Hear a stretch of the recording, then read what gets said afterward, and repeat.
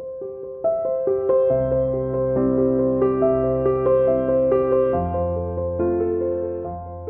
I'm Tess Schultz with Tulip Square, and today we're going to have a sew-along. We're going to make these Kitchen Blossoms placemats. This is a brand new pattern that we just released today, pattern number 625. And the link is in the description box below, so if you want to grab a copy and sew along with us, that's where you'll find it. It's got these cool little 3D triangles, you know, little extra jazzy pizzazz. And if you stick around, I will show you how to make these cute little coasters that go along with it. And you don't even need any extra fabric for these because you use little pieces of them. You'll see. Let's head over to the sewing machine and get started. So I have all my pieces cut, and the first thing I'm going to do is to take an ivory square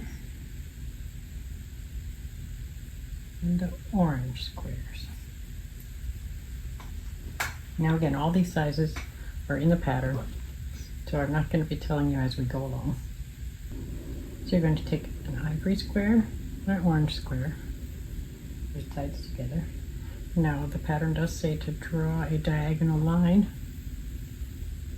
across the middle, but we're not big fans of drawing diagonal lines, so we use this striping tape.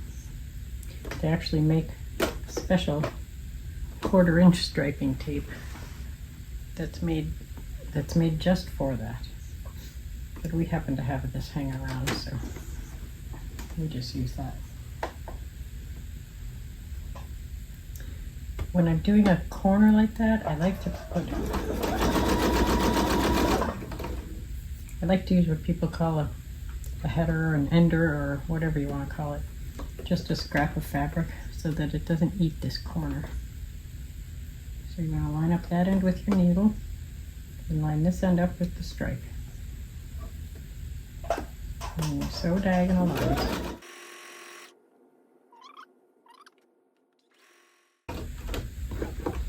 One thing I like to do is keep, now the pattern calls for you to cut this off and throw that away.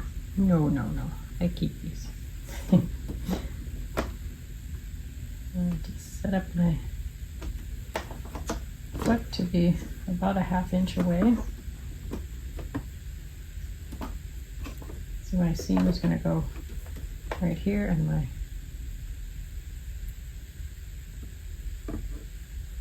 new seam is going to go about a 1/2 inch away from the center seam. I'm just going to sew them all. You're just going to cut this corner off right between those two seams. See that?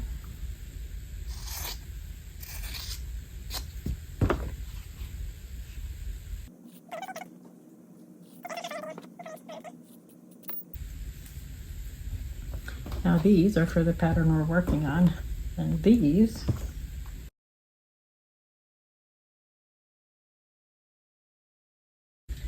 next you're going to take 16 of your red squares, and you're going to fold it in half, and you're going to press that like this, folded right neatly in half, and then you're going to take that and you're going to fold right in the middle, one corner down,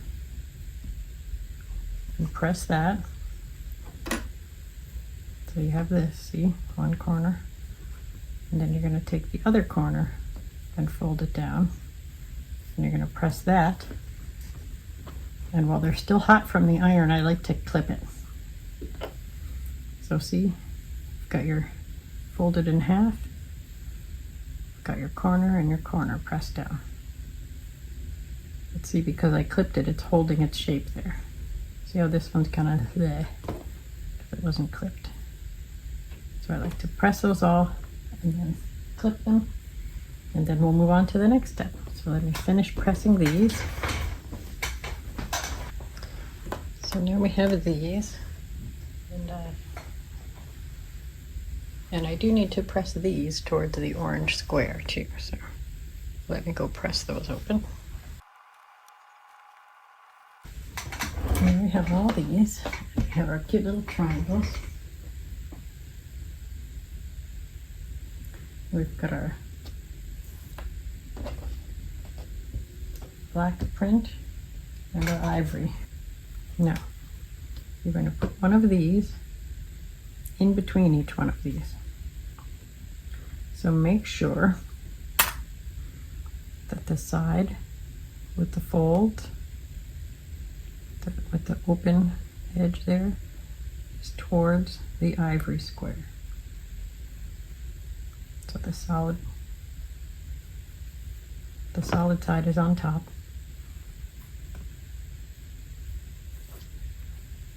Try not to do that in midair. How about that? You want to do that, and then you take your black one and put it right on top of that. And you line up all your edges just like that.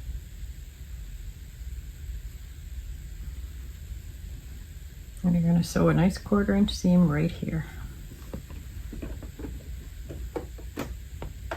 Hold that down. You just hold it in place. If you feel more comfortable to pin it or clip it, you can, but you don't have to go very far. Okay, so I'll just show you this one so you can see what it looks like. So you've sandwiched that in there. Here we go. So see, it looks like that. And this part is towards the ivory, solid towards the black. Okay? So one more time. Take your triangle with the open part, put that down on top of the ivory. Put your black square on top of it.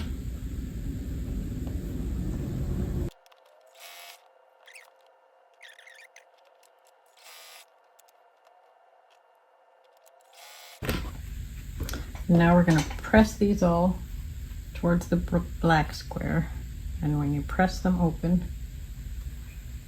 press them so you leave the red over there and press it this way. Don't press it this way. Press it this way. Okay? You're going to use half of these pieces, and you're going to sew them to each side of a gray square, your center square, like so. Okay, so we're just gonna, and I only have one because I'm only making one placemat for the purposes of this video. So I'm just gonna sew along here. Now we're gonna sew this one onto here, just like that. So.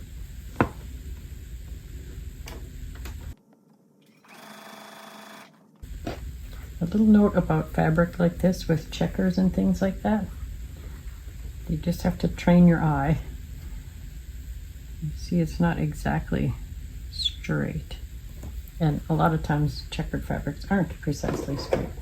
So your brain will want to follow the lines. Don't let it. Follow the presser foot. Follow the foot and follow your 1/4 inch seams. Then we're going to press both of these towards the center square. Okay? We're going to take these squares that we made in step 1, and we're going to sew each one to one of our rust colored squares. And you want to make sure they're all oriented the same way. So make sure the long orange side is sewn to the red. You don't want to put it like this. And make sure the other orange is at the bottom, so you don't want to put it like this either. They have to all be the same. Orange here, orange on the bottom.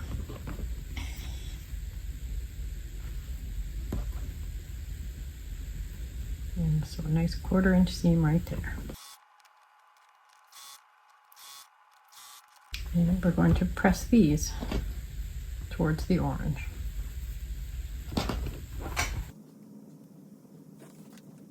To take these 4, and you're going to take 4 of your long ivory pieces. Get the dust on there. And turn it so the red rust color is on the bottom. Let's sew this to the side of that, like so.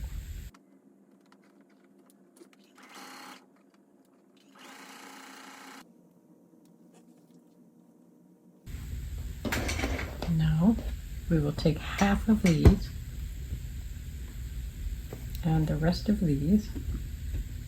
You're going to sew them together like this. So, right there, nice 1/4 inch seam.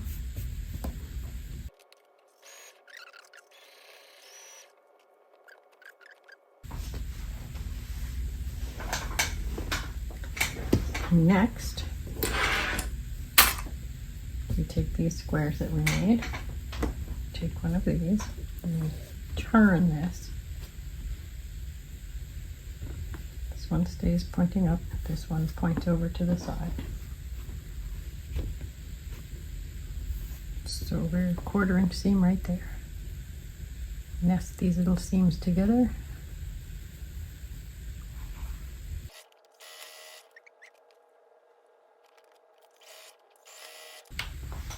Okay, now you have 2 of those. And you have this.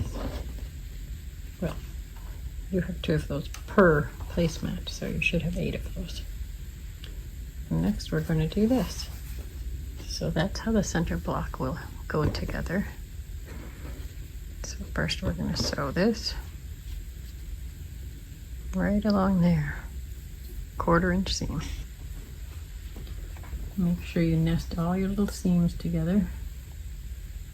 If it helps, you can clip them to make sure they stay in place, but if you did your 1/4 inch seams properly, they should nestle all nicely together like that.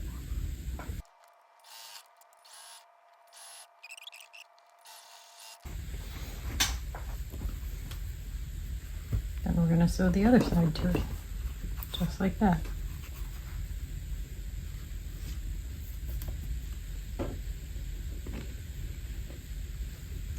Nest your seams again. And again, sew gently over these where it's a little bulkier there.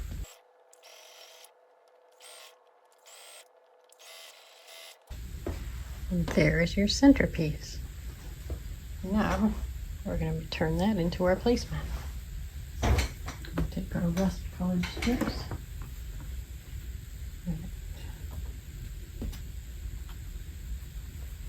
Sew one to each side, like so.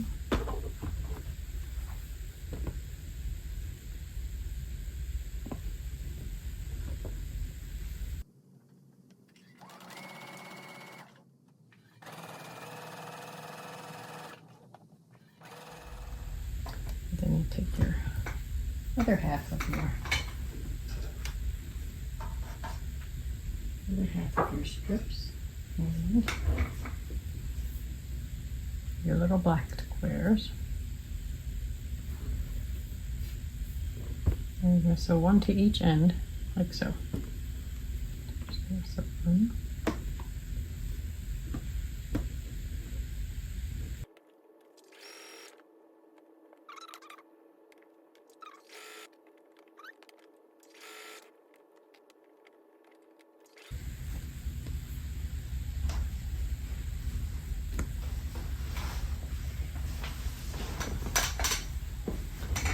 Next, we're going to sew these to each side of that,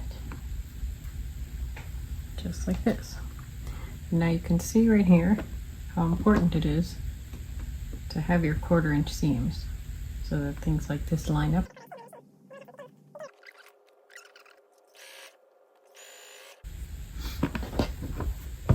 And then we'll just sew the other one on to the other end. Okay, next we're going to make some flying geese. So, take our long pieces and our orange pieces. I'm going to sew one there.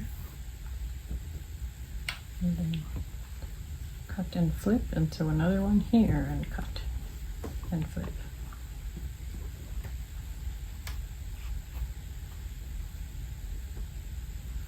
Again, you can draw your line, or you can use a line on your sewing machine.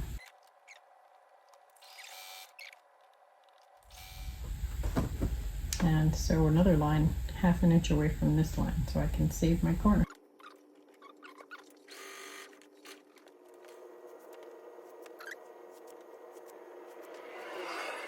We're just going to go press these, and then we'll come back and do the other side. Now we're going to do the same thing on this corner.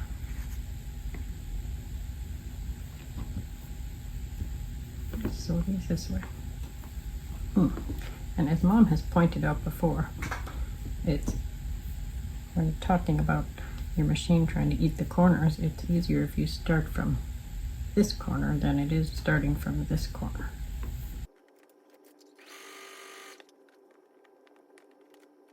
We're going to do our corner saving trick again.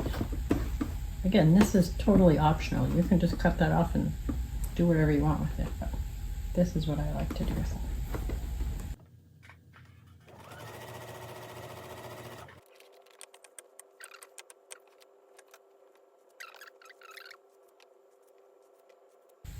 Okay, have those all pressed.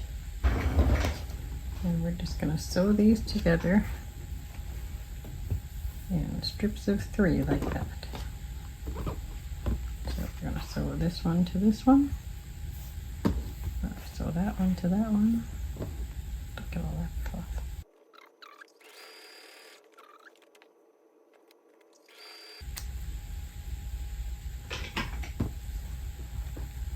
And then we're just going to add another one onto here.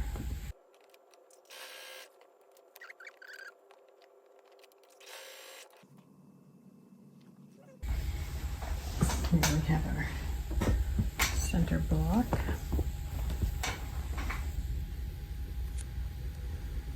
Just going to sew this right to the edge here. Sew one to that end. One to the other end like that.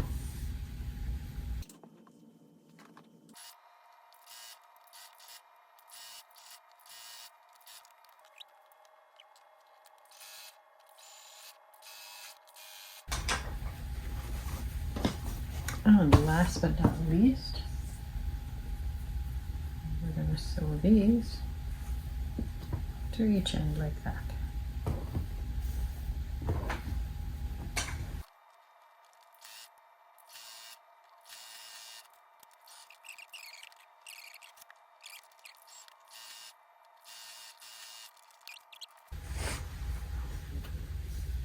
And there it is, your finished placemat top, ready to be quilted and bound. Has these cool little 3D accents on it, right there. So, remember all these little corners we cut off? Well, we're going to press them all open like that, and then we're going to have a little fun with them. We have 16 of these little squares for each placemat.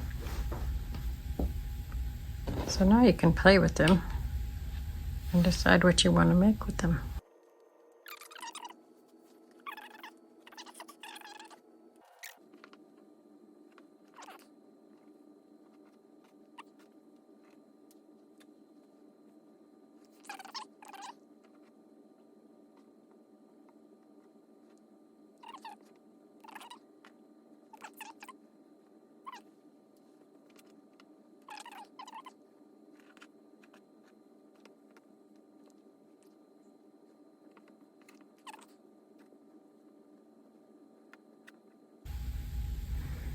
So all we're going to do is sew these rows together.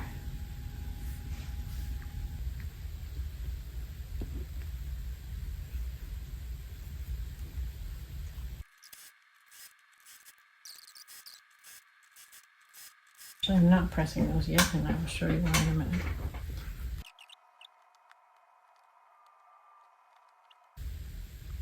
And sew those pairs together, and then we press them.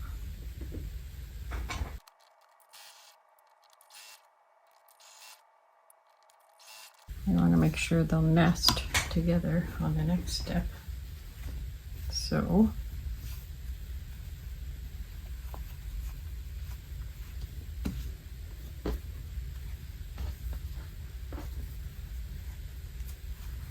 you want to lay them all out, and then you want to press. You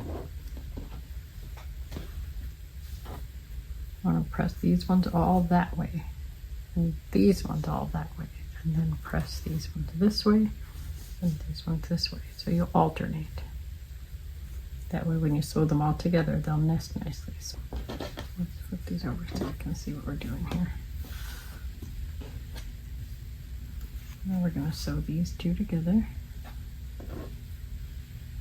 See, those seams will nest now because of the way we press them. One way, one the other.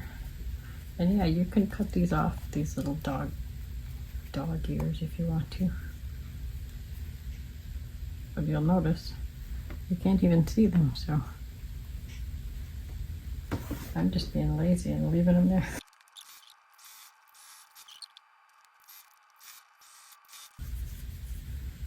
Alright, I'll just show you. So you can just come along and nip these off. I find they're really not in the way until now, so.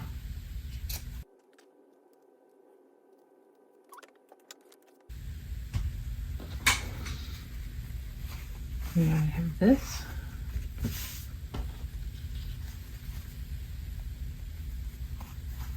And this. And we're going to sew those together.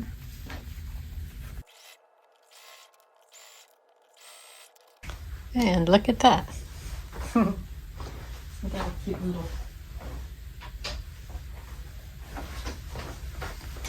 coaster to go with your placemat. I'll show you how to finish that right now. So I just took a piece of this orange fabric and cut it to the same size as that. And I'm going to take a piece of batting. So see, I'm just going to move this like a 1/2 inch because I don't want all this batting in the seam I'm about to make.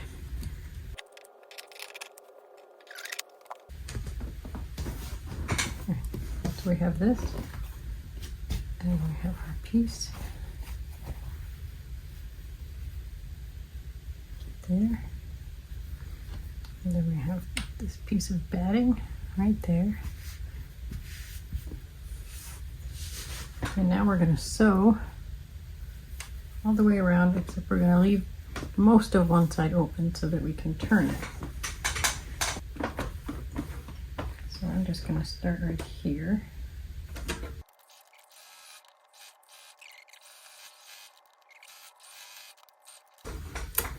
And then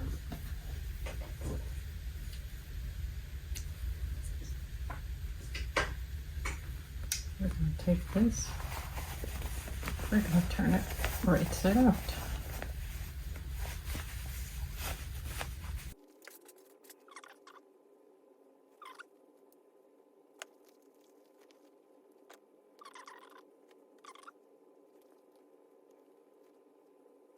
Okay, now I'm going to just fold this under and I'm going to go press it.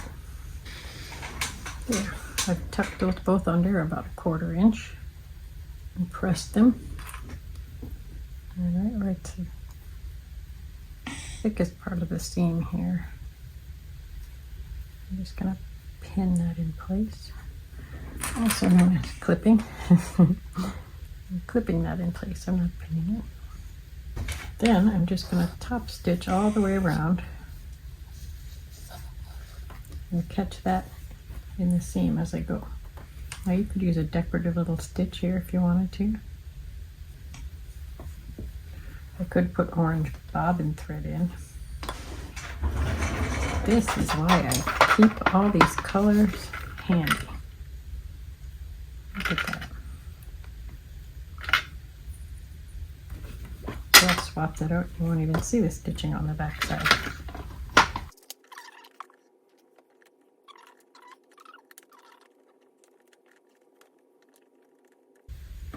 I'm going to start right here so that when I come around I'll go over this twice. So that's just to make sure I get this in there.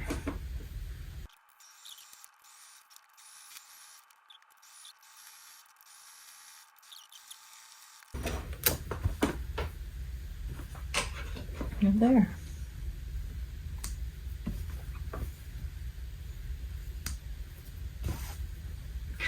Now if you wanted, you could sew some more top stitching on maybe a line here, a line there, or even sew a line right in there, because these are separated right now, but it makes a pretty great coaster just as is.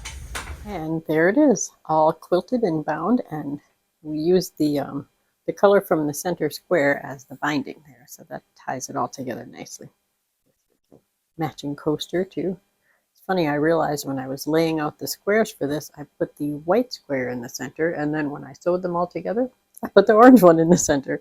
But as you can see, it works out just as well either way. You could even do 2 of each. All kinds of options with those little squares. Then I wanted to show you, we used the same color scheme, but completely different fabrics to make this one. See, so there's still orange, black print, and rust color. But it looks quite a bit different, wouldn't you say? And another one for another look at this one. And again, we used the same center square for the binding, because that really ties it all together nicely. So there you have that. So if you liked today's video, hit that little like button. Don't forget to subscribe and hit that little bell if you want to be notified every time we have a new video, which will be Saturday. So we'll see you then. Happy sewing!